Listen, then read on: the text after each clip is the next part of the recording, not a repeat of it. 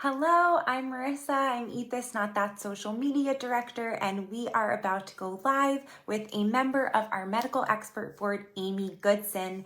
Amy is a registered dietitian and certified specialist in sports dietetics. She focuses on overall health, wellness, and sports nutrition. She's worked with the Dallas Cowboys, Texas Rangers, other professional athletes, and more. And today she is going to be joining us to answer questions that you, our followers, previously submitted all about fueling youth athletes for back to school sports. How are you? Great to be here. I am great. It's so great to have you. Thank you so much for joining us. Yeah, thanks for having me. I'm glad to be here talking about this topic. We're back to school and back to sports. Yes, absolutely. And I can think of no better person to answer for us and the parents who are hopefully here watching.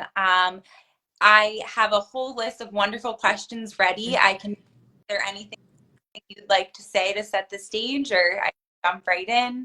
As we're talking today, I would just say, as a parent of athletes, young athletes, you have to do the best that you can to fuel your young athletes. It's not going to be perfect. There's going to be things that don't work just as it goes. The goal is getting them the best nutrition possible with the logistics possible, with your budget, all the different things. And it doesn't have to be fancy. You don't have to spend tons of money on all these specialty foods. I think that is always an important thing. And so the goal is really to talk to you about how to fuel those athletes, some of the quick tips and strategies that parents don't think about because it may not be what they're doing every day. The goal of this is to not cost you lots of extra money, but just to give you some tips and strategies to fuel them and keep them healthy. Fabulous. We'll jump in with the first question. And it is, do my kids need additional nutrients at meals after practices or games? So young athletes burn a lot of calories or a lot of energy. So when we talk about nutrients, you kind of have two umbrellas: macronutrients, which are carbs, proteins, and fat. Your body nutrition give it calories, and then you have micronutrients, which all are your vitamins, minerals, antioxidants, etc. And so when we talk specifically about post-exercise, your athletes need a good amount of macronutrients or carbs, proteins, and fats to help them refuel. So typically in that post-workout window, we call it the 2-hour window of opportunity because your body's really designed to recover in that window.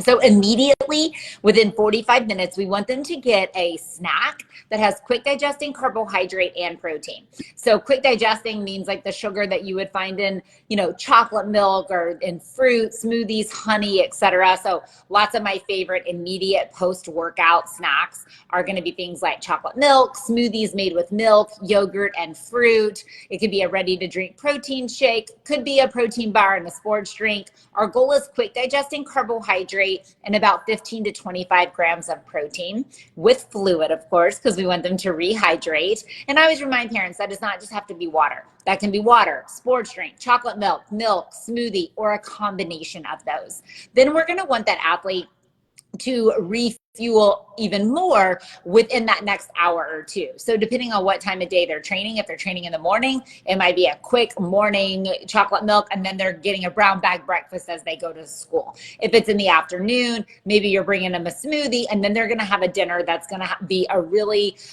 complex meal of carbohydrates, proteins, color, fruits and veggies, and then also some healthy fats. So once you've given your athlete that snack, that post-workout meal, I always say think about dividing your plate in thirds, making 1/3 a complex carbohydrate like rice, pasta, bread, potatoes, 1/3 lean protein like beef, chicken, poultry, fish, etc., even scrambled eggs, and then 1/3 color, fruits and vegetables, and plenty of fluid. So I would say if you're giving them good macronutrients, they're gonna get the micronutrients that they need, because if we're providing them with nutrient-rich food, they're gonna be getting those vitamins, minerals, etc., that they need for recovery post-exercise.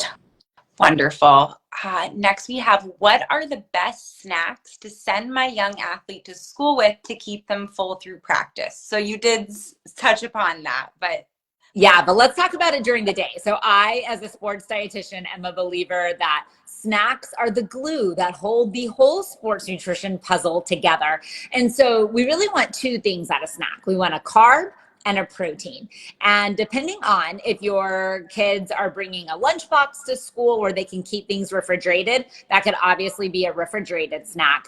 But if they don't, then it typically needs to be a shelf-stable snack, meaning that it doesn't need to be kept hot or cold. The reason we want carbohydrate and protein is because that is going to help give your athletes energy and stabilize their blood sugar levels, which stabilizes their energy levels. So some examples of refrigerated snacks might be whole grain crackers and cheese. That could very easily be yogurt and fruit. If we're talking shelf stable, that could be beef jerky and a granola bar. It could be a bag of trail mix and an apple. Could be a banana and peanut butter. It could be a little pack of peanut butter crackers. Or yes, it can be like a protein bar that has carbs and protein.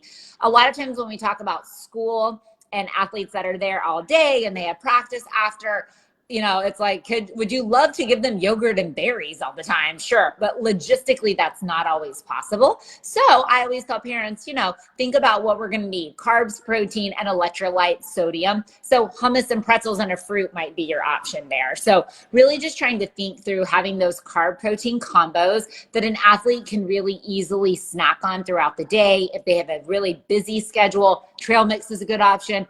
I love energy bites that you make with peanut butter, honey, oats, and either non-fat dry milk powder or a protein powder. Quick, easy to eat, don't have to be refrigerated snacks that those athletes can help keep their energy up and keep them well fueled so that they can either recover if they had a morning practice or use that to fuel after school going into an after school practice. Perfect. I'm going to have to try making those bites for myself. Those sound delicious. Girl, they're my favorite. Anyone who's ever talked to me is like, they always know I'm coming strong with the energy bite. And you can add in whatever toppings you want: nuts, seeds, dried fruit, coconut, chocolate chips. So you can change it up based on what your kids like. And it's just a really great solution to get carbs, protein, and healthy fat all together. Very satisfying, and they'll make you thirsty, which will help your athlete hydrate. I love that. Okay, next, my kids eat healthy at home, but are often fed junk food at friends' houses. How can I avoid this without insulting other parents? So as a parent, it can be a challenge when you're trying to do what you want, or what you want to provide them, which is healthy. So I always remind parents that kids are kids, and we need to let them be kids and enjoy pizza and milkshake and French fries. The key is that the majority of the time they are eating nutrient rich. So I like to call it the 80-20 rule. So the goal is that 80% of the time, your kids are fueling their bodies with the things that give them energy: whole grain carbohydrates, lean protein, healthy fats, fruits, vegetables, plenty of fluid, dairy for good bone development, for getting that calcium and vitamin D. 20% of the time, there is room for chips and pizza and, milkshakes or whatever that is.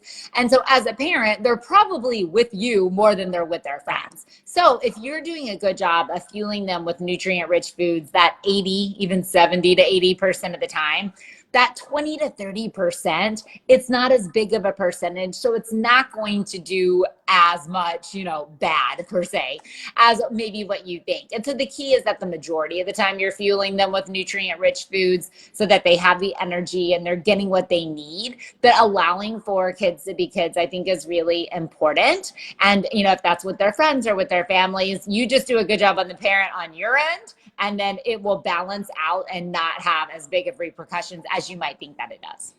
That's great. Okay, my kids refuse to touch any healthy food. I'm afraid they'll starve if I don't give them other options help. So picky eaters are a big topic in the sports nutrition. I've been a sports dietitian for almost 19 years. And I will say, Marissa, that I have a podcast, the Sports Nutrition Playbook, and I have an entire podcast on fueling picky eaters. So you can check that out: Spotify, Apple Podcasts, Google Podcasts. A lot of these topics we're talking about, I already have one on. Yeah. So this is what I would say for picky eaters. There's a few kind of things that you can do. First of all, the kid has to be willing to try new things. I get that. But a lot of times as a parent, it's how you offer it. If you keep offering your child steamed broccoli, the likelihood that they eat steamed broccoli is not very high. So thinking about creative ways that you can incorporate some of those nutrient-rich foods that they don't like. One of my key things that I recommend to parents is helping them to learn to eat foods they don't like with foods they already do like. So let's go with broccoli. Let's say your kids love cheesy rice. Like they could eat cheesy rice for a long time. All right, maybe we start with putting a little bit of broccoli in there. Just little pieces. Okay. Then each time we add a little bit more broccoli, where you get it to more like a broccoli rice cheesy casserole, so that they're learning to like the flavor. Maybe you have kids that will eat up scrambled eggs with ham and cheese in them, but they will not eat spinach, tomatoes, mushrooms, whatever. Maybe you just start with like a little bit of spinach in there in regards to like helping them acquire the flavor, and thinking about just how you can offer it different ways. Could you grill vegetables? Could you saute them? Can you shred them up in a casserole? So thinking about some of the ways that you can start to incorporate them. They say that kids have to try new foods like 10 plus times. So don't get beat down, trying your best. And then this is the other thing that I tell parents is like, if there is something that you're like, my kids will only eat, I don't know, I'm just making that fried chicken nuggets. Okay, not the worst scenario, but what can we do to surround it with healthy friends? So maybe they want their chicken nuggets and, honey mustard sauce, or that's all they'll eat, chicken tenders. Great. Could we pair that with fruit, whole grain pretzels, hummus, something in a smoothie? So thinking about if there is one thing that they're just set on eating that they won't eat any other quote unquote healthy version of, can you add other nutrient rich foods to that to make it more appealing to them? And then think of some of your healthy swaps. So a lot of times your kid's like, I only eat cheeseburgers. Well, lean beef is great for you. It's got 10 essential nutrients. Could we put that lean beef burger on a whole grain bun? Maybe we put lettuce and tomato on it, and then maybe we pair it with fruit and milk instead of French fries and soda. So, there's lots of ways you can think about kind of making some swaps on your kids' favorites to make them a little more nutrient rich. Probably don't switch everything overnight. The small gradual changes will allow them to start to acquire the flavors to new foods over time. Perfect. That sounds very realistic. Okay, next, how much fitness is too much for a young boy? My son plays 2 fall sports and still likes to spend downtime at the gym. Is it possible for him to overdo it? Hey, ding, ding, ding to you, parent. I have a podcast titled Fueling Kids Playing Multiple Sports. And it all came from a mom who literally sent me an email that said, my 12-year-old plays 2 sports and does this, and like, how do I keep him fueled? So the biggest key with really active athletes, because your kid is not the only person doing this, there's lots of kids that do that, and then they want to swim, bike ride, and play pickup basketball with their friends. I get it. So the key is really keeping them fueled. And so a lot of times we see overtraining manifest more when an athlete is underfueled. And if they're running from practice to practice, thing to thing, oftentimes it's challenging to get them fuel. So for me, it does not have to be those really just like, they have to have this meal, they have to have this. It's like just frequent fueling. And so one of the ways I will tell parents to do this with young athletes is what I call nutrient dense foods. So foods that have more calories per bite. So we talked about the energy bites. That can be a great solution. Granola that is going to be like really energy dense.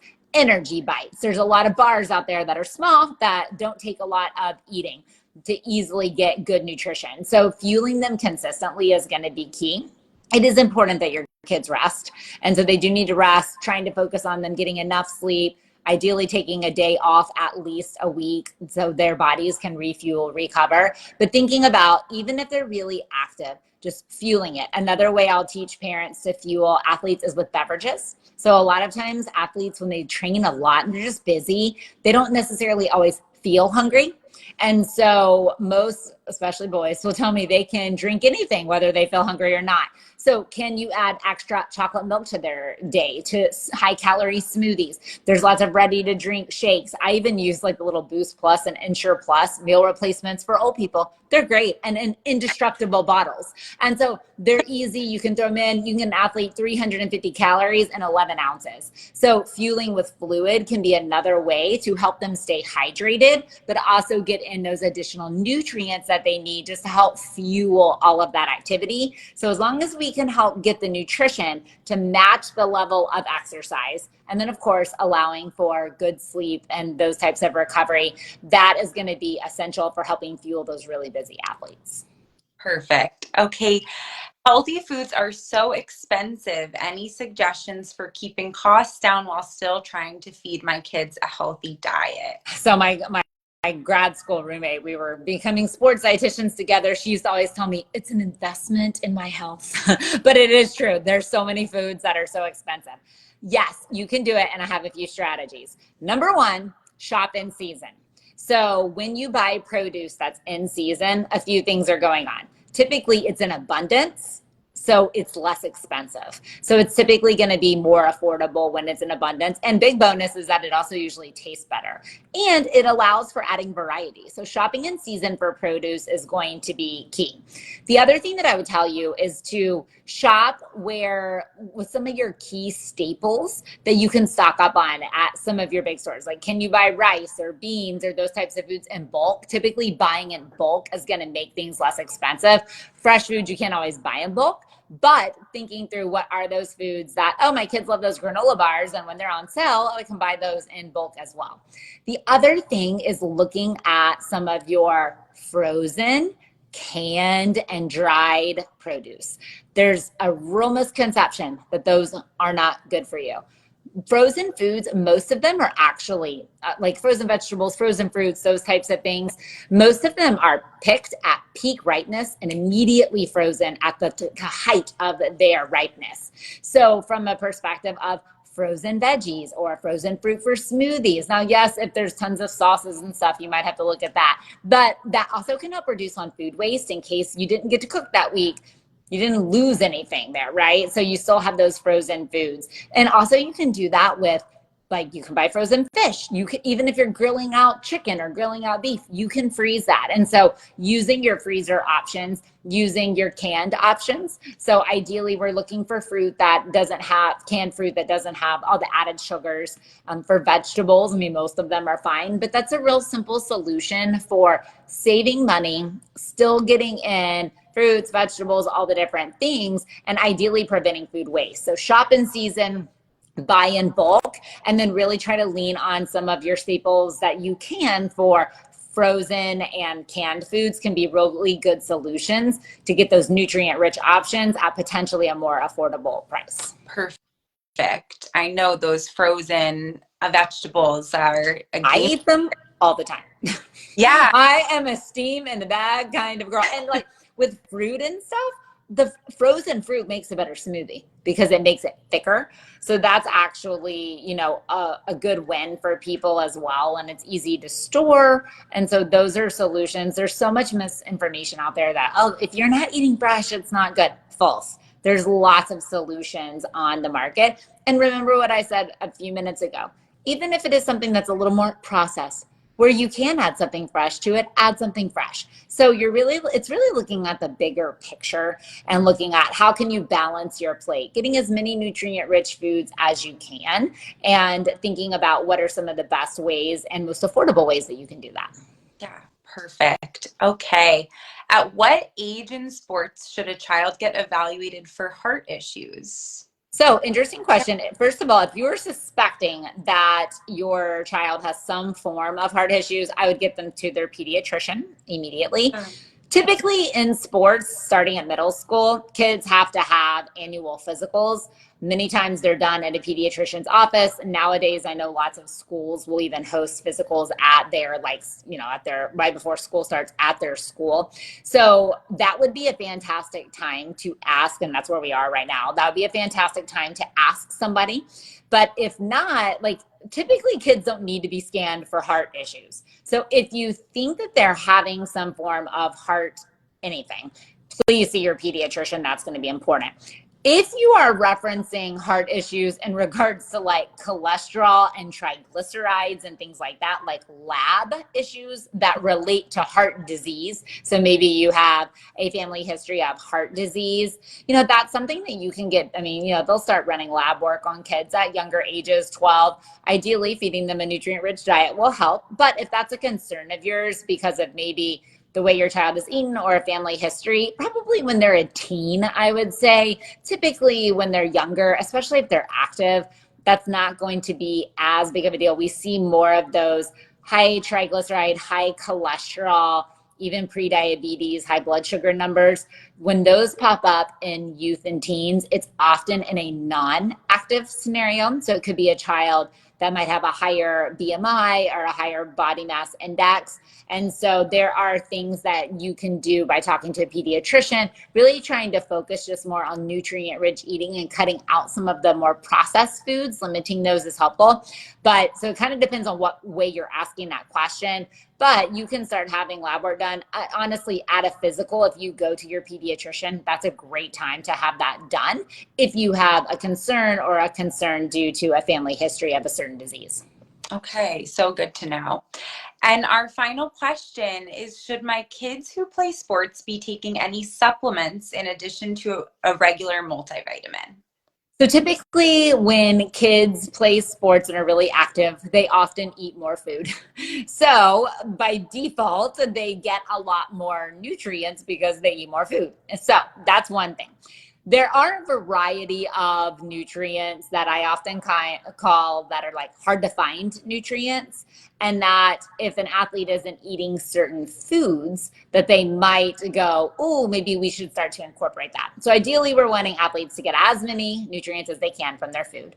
But if you like take out a food or a food group or something like that, it's very important that you look at what those nutrients are so that you're replacing them. A multivitamin is always going to be a fine option because it's just kind of like, think of it as just filling the nutrition gaps. As we've talked about, kids go through phases where they don't eat lots of things.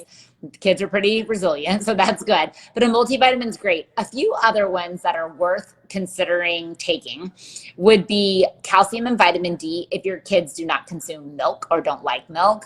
Calcium and vitamin D are essential for bone development and bone growth.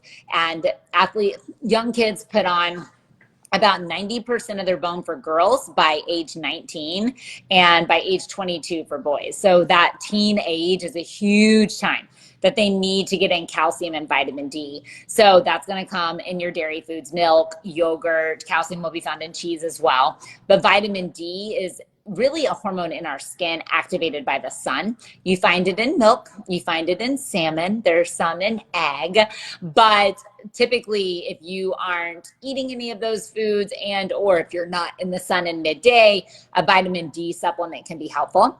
As we were just talking about heart health, many people know about omega-3 fatty acids. So omega-3s are really helpful for heart health and then also helping fight inflammation in the body.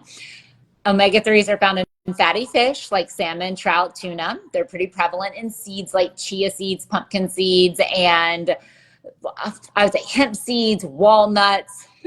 One big challenge is that most athletes are not just filling up on salmon and chia seeds all day. So an omega-3 fatty acid can be a great supplement. There's actually, I really like a brand called Nordic Naturals. They make an omega-3D. 2-in-1. You get 2 nutrients in one. So that can be key. Probiotics can also be helpful. So probiotics are the good bacteria in our gut. You can get them from fermented foods like yogurt, kefir, sauerkraut, some of those fermented type foods, yogurt being at the top of the list. But they're really important for immune health. We know that 70% of our immune system cells are found in our gut. And so that's going to help with that gut, keeping a healthy gut. So probiotics can be helpful, and then, like I said, if your child cuts out a whole food group, then we can start to look at that. I would encourage you, reach out to a registered dietitian. So my business, the Sports Nutrition Playbook, I have 6 sports dietitians, and we're going to be starting to take insurance for nutrition services starting this September. A registered dietitian, sports dietitian can really evaluate your athlete one-on-one and start to look at what's helpful for them. We have on our website, we have like a supplement shop. And so we have an optimal performance pack, which is exactly what I just told you about. It's like the vitamin D3, omega-3D, and then we have a magnesium, a multivitamin, and a probiotic. If your kids are eating well and a variety of foods and fueling their bodies, they're going to get a lot of those nutrients. So the key is just looking at, are we missing something? Are we cutting out? Are you seeing extreme fatigue from your young athlete? That might be a sign you need to get lab work done. Maybe talk to a registered dietitian. So if you have like a little parent like inkling that something is up, then it would be super important to get that lab work done just to make sure that they're not missing out on a key nutrient. But then, like I said, helping, the beauty of insurance, I've been a sports dietitian for almost 19 years and I've never taken insurance for services. But 94% of people can see a registered dietitian for free. And like young athletes often can really benefit from getting individualized help for, and not even just for like what foods to eat, but like what are the best foods, like we've been talking about on a busy day schedule when you have 3 back-to-back practices, you're running from after school track to, you know, club volleyball or whatever it is. You know, these are things that sometimes parents are uncertain about what, how much, etc. Yeah. And so that's where a registered dietitian can really help you. You know, honestly, I've worked in high school, college, and professional sports. And in high school and college, a lot of eating really centers around the logistics of eating, because if it doesn't logistically make sense, oftentimes the athlete's not able to like fit in that meal or snack or whatever. So a lot of it is planning for them and their schedules. Yeah. Well, Amy, this was such a wonderful Q&A. As always, Thank you. Thank you so much for joining us. Yes, thank you for having me. Course, for those who might have tuned in later or who are watching this at another time, be sure to go back and watch from the beginning. This entire video will live on Eat This Not That's Facebook page. As soon as we sign off, it was a wonderful Q&A with so many great responses. I know you mentioned your podcast, but please one of it and share where else we can follow you for more. So my business is The Sports Nutrition Playbook. So our website is thesportsnutritionplaybook.com. And I have a free podcast. We have a YouTube channel. And we have an Instagram account, all under The Sports Nutrition Playbook. So on Instagram, we post every day, 5 days a week, just tips, tricks, videos. On YouTube, we post Monday, Wednesday, Friday, a 5-minute video on a specific topic. So I'm hitting like fueling before practice or whatever that is. And then 2 episodes a month on podcasts. We have so many on fueling picky eaters, pre-exercise, post-exercise. 1 each month is done with myself, and then 1 is myself and a guest. So like we just did a topic on creatine for youth athletes. Should your athlete take creatine? You know, I have done them with strength coaches, athletic trainers, physicians, mental health coaches. So it's a great way. They're all about 30 minutes so that you as a parent can, or coach or athlete can dial in and listen. So the Sports Nutrition Playbook podcast, Spotify, Apple, Google Podcasts, and then Instagram and YouTube, the Sports Nutrition Playbook. And then if you're interested in one-on-one services, we'd love to get you connected with a sports dietitian. By September, like I said, we'll start taking many of the major insurances. So an opportunity, you might be able to see one for totally free. Lots of people can. So we would love to be a resource for you. Oh, fantastic. Well, thank you so much again. Thank you. Have you back here again soon. Yes. Thank you, everyone. Thanks for showing up. Have a great day. Thanks so much. You too. Thanks.